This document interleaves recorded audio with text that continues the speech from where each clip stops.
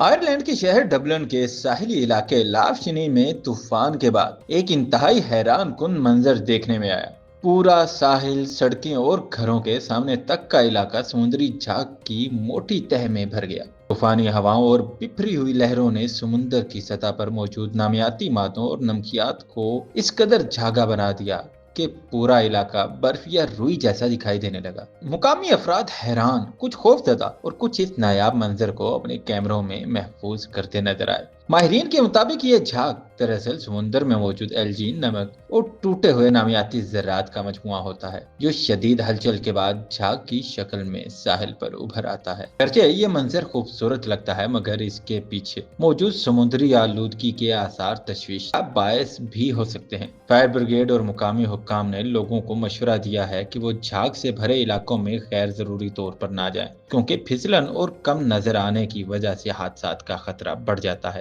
طوفان کے گزر جانے کے بعد بھی لاوشنی کا ساحل اب تک سمندری جھاگ کی چادر اوڑھے ہوئے ہے۔ یہ منظر یاد دلاتا ہے کہ قدرت جب چاہے معمولی سی چیز کو بھی غیر معمولی بنا دیتی ہے۔